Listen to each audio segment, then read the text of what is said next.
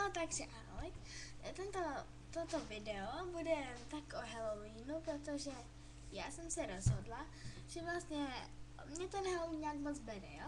Tak jsem se rozhodla udělat o tom článek a potom ve samostatném videu zveřejním i můj osobní článek, který napíšu pouze já sama ze svojich vědomostí. Ne jakože, jaký mám já pohled na Halloween, že se mi to líbí a tak dále. Takže můžeme začít. Budu to číst z textu jako z Wordu, takže jako se nebudu dívat moc do kamer. Takže Halloween. Jenom vám tady řeknu vysvětlivky, které budu číst, takže OP, když řeknu, tak to znamená osobní poznámka, co si o tomto textu, jak kdyby já myslím. Potom OČ, osobní článek, tak se bude jmenovat příští video. A veškerý text jsem vyčetla například z Wikipedie, ale sformulovala jsem se ho sama, takže jako já jsem nedala kopírovat a nedala jsem si to tam, ale veškerý text jsem si jak kdyby vlastně samostatně přepsala do mých vlastních vět, takže Halloween je svátek, který se slaví z noci 31. října na 1. listopadu.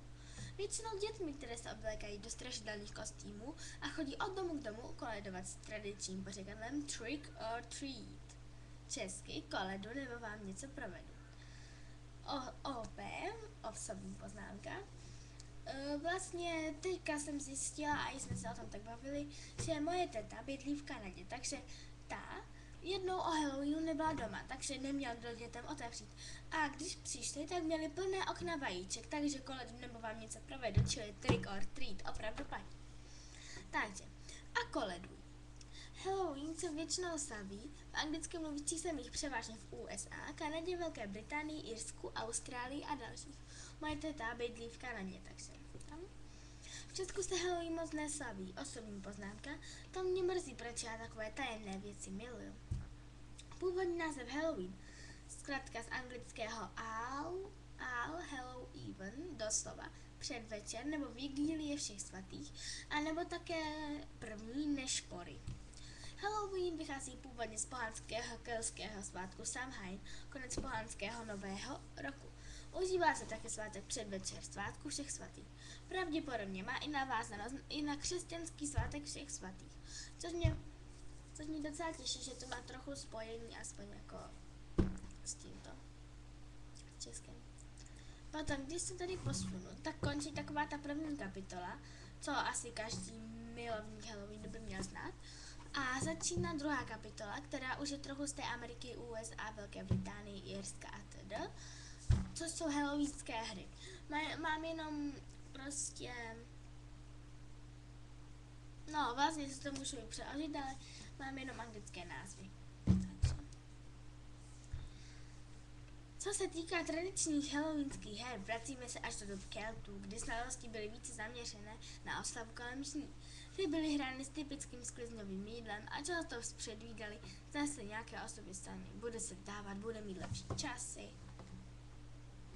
Důležitou roli hrála jablka při většině her a hrají i dnes.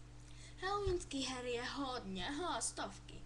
Zde jsou příklady některých z nich, takže Bobbing for Apples. Tu hru znám, protože my jsme měli halloweenskou party ve škole a budeme mít. A tam jsme tuhle hru taky hráli. Takže, abych začala, tak. Bobbing for Apples. Nepochybně oblíbená a nejznámější halloweenská hra ze všech. Necháme plavat jablka ve velké kádi s vodou. Cílem této hry je uchopit jedno z jablek a vyndat ho ven pouze pomocí úst. Ruce musí být drženy za zády hráče. Kdo toto jablko vytáhne, má štěstí. Nebo aspoň měl by. Apple Pass.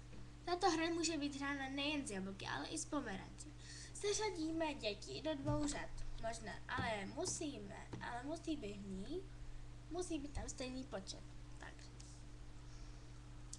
Počkejte.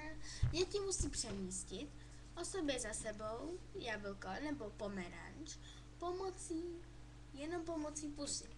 Takže, jestliže někomu jablko upadne, musí tým začít od začátku od první osoby. Takže, tuhle hru jsme taky hráli. Potom strouhání jablek, to jsme nehráli.